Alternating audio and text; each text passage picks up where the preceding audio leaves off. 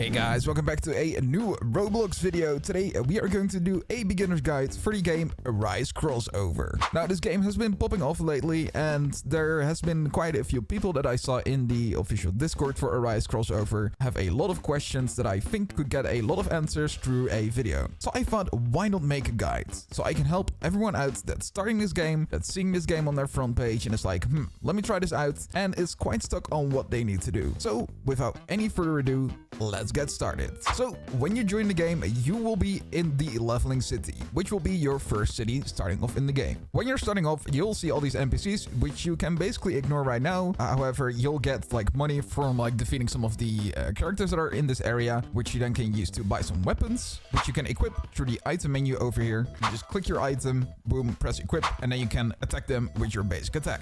There's some enchanting over here, which I would highly advise you to do later on. There's an upgrader where you can merge 3 different weapons together that get a higher rank. Let's say we have these 3 iron naginatas and we merge 3 of them together. We should get a D rank. There we go. For 10k gems, boom, there we go. We upgraded our weapon and now we have a stronger weapon. Actually, let's do this for the strongest weapon I have right now, which might be a smart idea to do. Let's do that real quick. There we go. 1, 2, 3, boom. We use 10k gems, we got a stronger weapon, and we should do more damage. There we go, 1 million. Nice. And then there's a shadow upgrader, which you can use to basically, if you got a shadow of every single rank, you can make an SS character in this game. So then we get on to our first point. Now, you can arise characters in this game. For example, if we defeat a enemy right over here, because in the beginning you should have none, you will have to basic attack your enemy like this, while I basically one-shot them, but you can choose to arise them, which means they get added to your shadows party, and then you can equip them. Now, there's a limit of them at 4 at the start, but you'll be basically doing this until you get 4 of them, and then you can basically use them to level through the same characters, or you can move on to the next character. Now, the easiest way to do this, on the top right, there is an index button, and you'll see the leveling city, which you're in right now. And what I would advise you to do is move on through, like, from the left to the right through the silhouettes to the characters. So for example, we got Sundu, which is the first character you'll come across, and then you'll move on to Gunshi, which should be nearby here as well. Try and beat him as much as you can. Level your characters like that. Once you feel like you're almost like one-shotting them, move on to the next character, which should always be nearby the end of the other characters that you find. So for example, here we got the third character you should probably try and fight, and then you should be easily able to move on to the other characters. They are always near the other characters. Like, it's hard to miss them. You can always quickly like explore the map and just see where everyone is. Also, I would always advise you to just spam your Q button if you're on PC, because that's your dash button for the beginning, which helps you move it around a lot. So once you're done with that and you've done actually quite a lot of like farming on this last mob over here, you can do 2 things, which is either you can move on to the grass village, which is that icon here on the left. You have to go across the ocean and go over there, and then you'll start the same process. Farm the easiest mob over there, get more levels until you're like max, and try to get the lowest character arise and then add them to your party. Now, what you also could do is every single half hour in this game, there will be a dungeon spawning, where the dungeon has a chance of spawning from an E rank to an S rank. And that means if you enter, for example, a dungeon that has an A rank level, that means every single mob in that dungeon has a A rank. Now, A ranks are, of course, stronger than your D ranks, and you want to go for them. Now, the highest you can get currently in the game is an SS rank, which I showed in the beginning of the video, which means you have to get 1 single rank of every character and then merge them together in the beginning area. And that's what I would really advise to do, because trust me, these E rank characters really do not do a lot of damage, because 1, you'll get to the max level quicker, they won't level anymore, and you will really notice the damage between like an E rank character and an A rank character of the same island. Now, these dungeons will spawn in different areas from time to time. So you'll know when you'll find a dungeon when it has a blue little portal. So what we will do is, since there will be a dungeon spawning in 4 minutes, which should be a guaranteed S dungeon, because that also happens means around like every 3 hours, there will be a guaranteed S dungeon, which you can do. And that means like if it spawns on a lower level island, you're easier to like able to like power yourself up a bit better. Before we move on, let's wait for the dungeon and let's show you what it looks like. Now, what's important for in between while we wait actually for the portal to spawn, you'll see sometimes these bigger versions of the smaller enemies, which means they are brutes. So basically they will be a higher rank. So for example, these will always be the E rank, and the brutes will like have a very high chance of always being a D rank, but they have a very tiny chance of being a C rank when you arise them. But basically you want to go for those once you're like max capped out and you really can't like defeat the first mob enemy good enough yet on the next island. You want to grind these as much as you can. Now each one of the smaller mobs has a bigger version of them like nearby, so make sure to grind for those. And these brutes will also always spawn in a dungeon when the entire dungeon has a red portal. Now, I will show you, we'll probably get a blue portal, which is just like the normal portal for a dungeon. And those will always have these smaller enemies and just like a bigger boss at the end. But the red portal one has always these very big enemies, which means they have a lot of HP. So make sure when you see a red portal, you are properly equipped with your best team. You could always join up with a party, so let me show you. All right, so a dungeon spawn in Brum Island, which should be a S-level dungeon. So let's head over there real quick, and we'll head over there quickly with our mount. So you can basically, if you don't have any mounts in the beginning, there will be always boat shops nearby where you can always buy a boat mount, which I would really advise you to do unless you really like dashing across the water. But let's go ahead and spawn our mount and let's head over to Brum Island.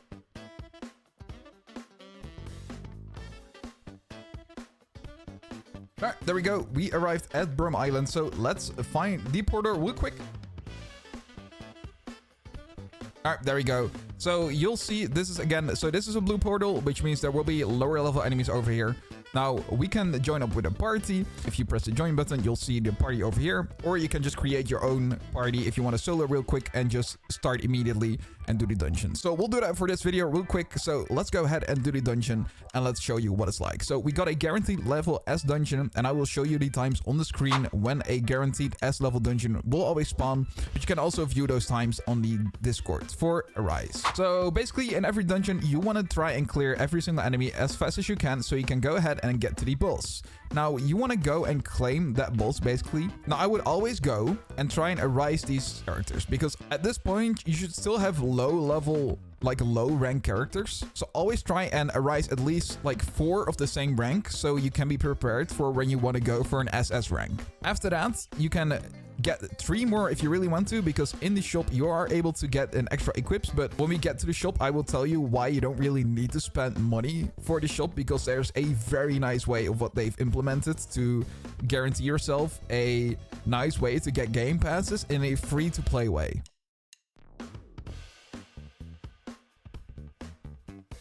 Depending on which rank they are sometimes harder to arise. So a S-level version of a character will be harder to arise than a like E rank version of the same character. Now, I think currently with our damage, we are actually like unable to get to the boss. But I will definitely like explain you how this progress goes and why there also might be a special instance in your own dungeon once you actually defeated the boss. But there's a small chance for that to appear.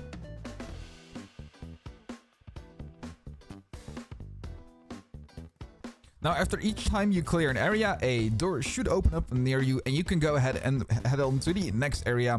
Now, the layout will be different on each separate dungeon. For example, the Grass Island one is quite like easy to do because it only has like 2 big areas, and then there's one smaller alleyway which you have to go through, and then you're already at the boss. But for the Brum one, it's quite a bit longer, so make sure to keep that in mind once you're heading through these dungeons. And these dungeons are basically your main source of getting better characters, so make sure you're always on the lookout. Every half hour there will be a dungeon spawn, at every like 3 hours from like certain timestamps there will be a guaranteed S level dungeon, and the other ones are just like randomly based from E ranks to S ranks based dungeons, or they can be brute dungeons, which means it will be a big red portal, which means every character in the dungeon will be a big version of the enemies we're currently fighting. All right, we should be nearing ending our dungeon run over here, but I got a short summary for you which you can follow along. So once you do a pretty much easier dungeon for you, you'll eventually get to an end boss. You'll clear it, you have a chance to arise the boss, which is like a 1 in 3 chance of getting them. Like each area has its own boss. So for example, the Leveling City has its own boss, the Grass Village has its own boss, the Brum Island has its own boss, and Facehill Town also has its own boss. But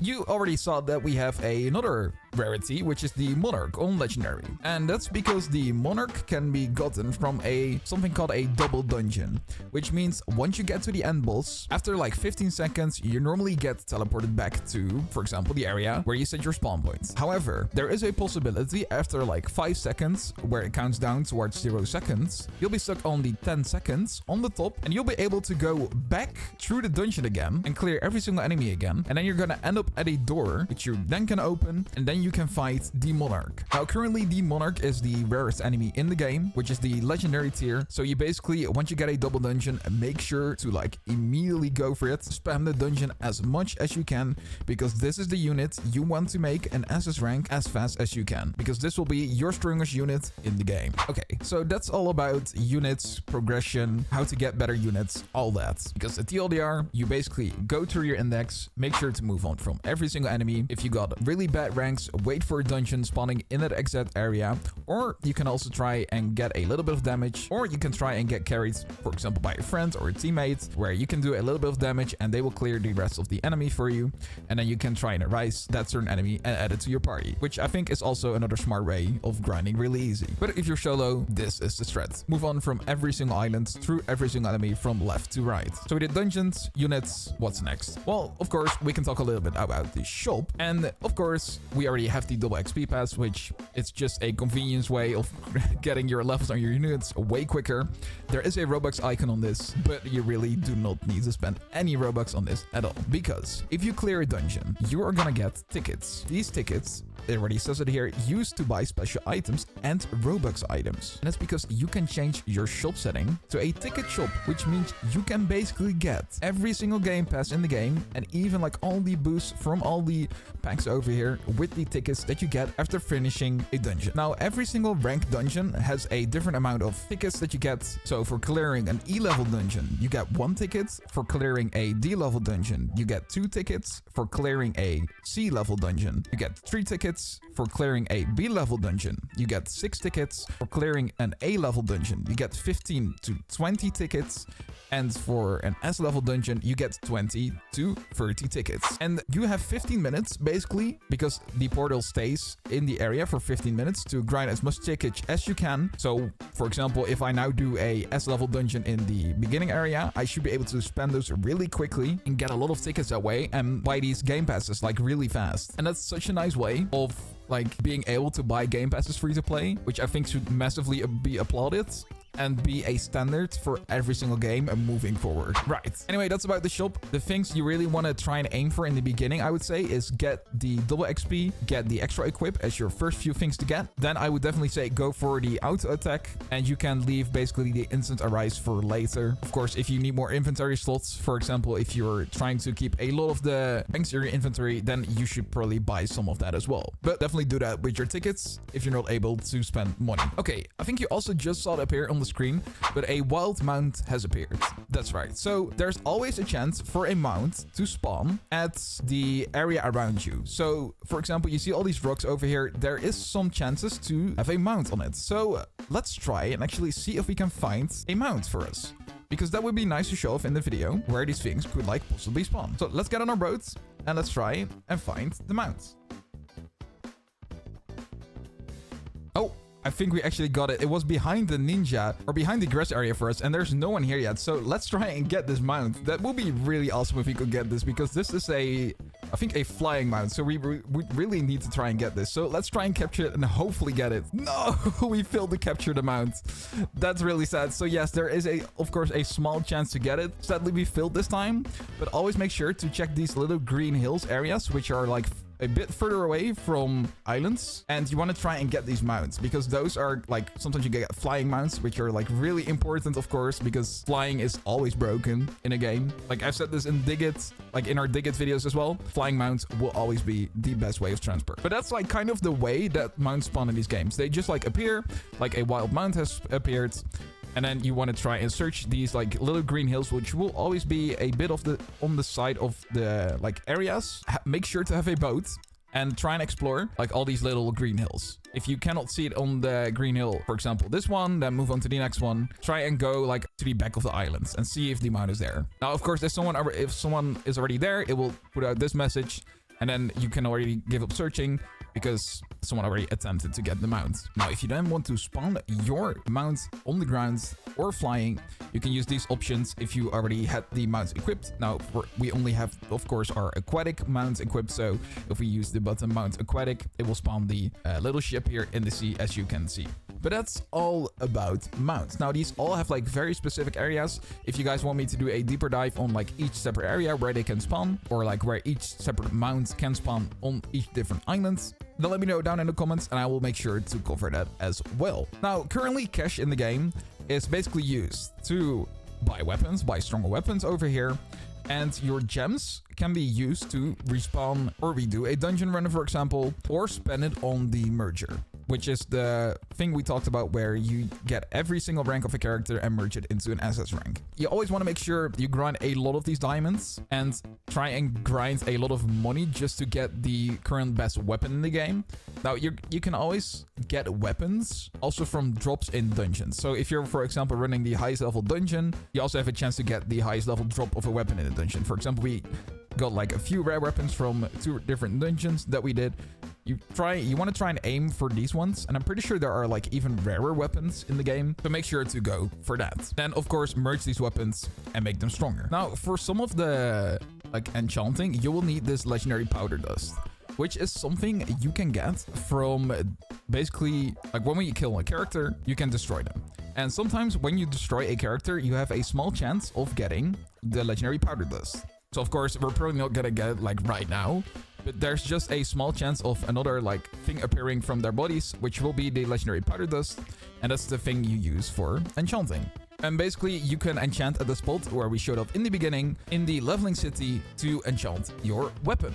And that's where you can use your dust for. Now, you do only get this dust from dungeon runs. So I showed it off just on these characters, but you can only get this legendary dust from doing dungeon runs and destroying their bodies inside of those dungeons. Now, when you're near the end game and you only really need to level your units, the thing you want to do is you want to head over to Face Heal and grind. Basically, get as far as you can, grind the biggest brute that you can, and just stay there leveling. Now, I would still go for the smaller leveled units. So for like when you're almost really near the end game, I would try and farm these units that are across the bridge over here and just basically AFK these.